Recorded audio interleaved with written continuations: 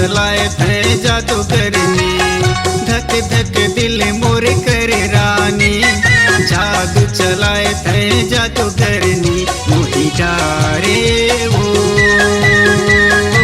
तुरे कारी कारी नैना, मोही डारे वो तुरे कारी कारी नैना।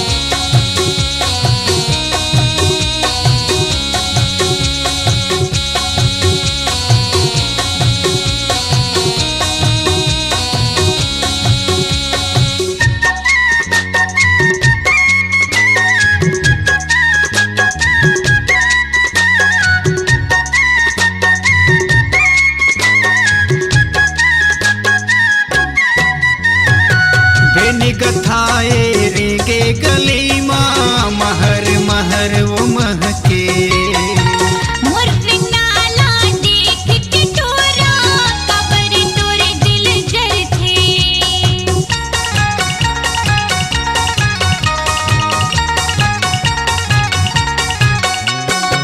जीव जले चाहे दिल जले रानी, सच्चा प्यार मैं करत हूँ।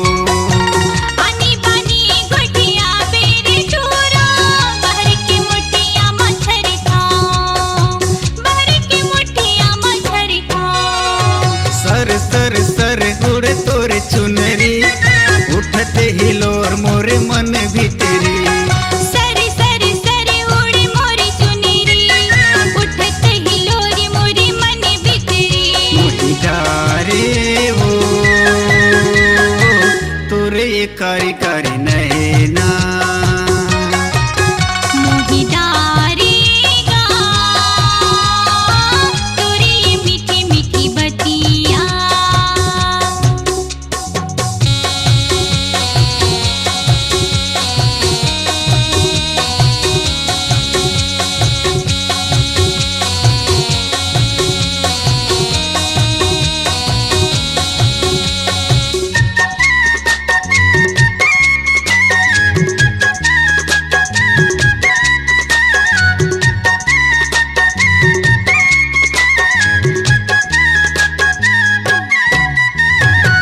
हाथ जोड़त हो कान पकड़त हो, मान लेते मोर कहना, जाते चल हट रे दुरिया, तोरी संग में नहीं रहना,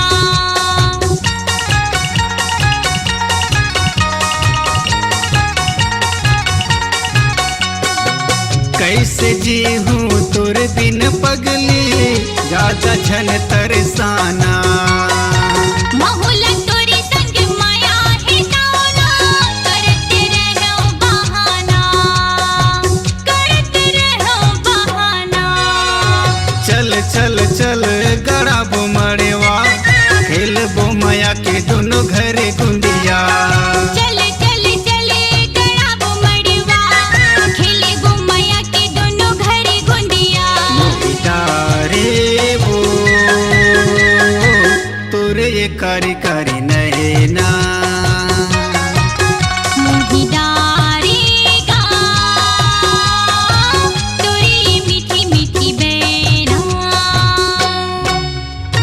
धक धक दिल मोर करे रानी, जादू चलाए थे जादूगरनी, धक धक दिल मोर करे राजा, जादू चलाए ते जादू वाला, मोही डारे वो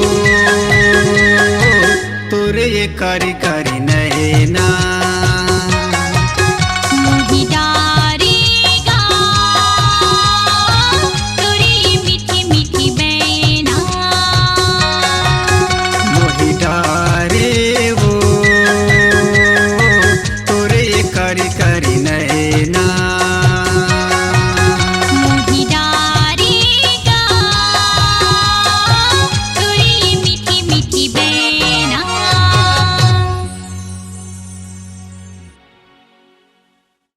अपनी आवाज को दीजिए एक नया मुकाम। डिजिटल रिकॉर्डिंग की दुनिया का जाना पहचाना नाम स्वरांजलि, जहां गूंजती हैं ध्वनियां अपनी माटी की सौंधी सुगंध के साथ। छत्तीसगढ़ी संगीत के विविध रंग जो पहुंचाते हैं पूरे प्रदेश में डिजिटल रिकॉर्डिंग के संग। स्वरांजलि स्टूडियो, नेमी चंद गली नंबर 2, गंजपारा, रायपुर।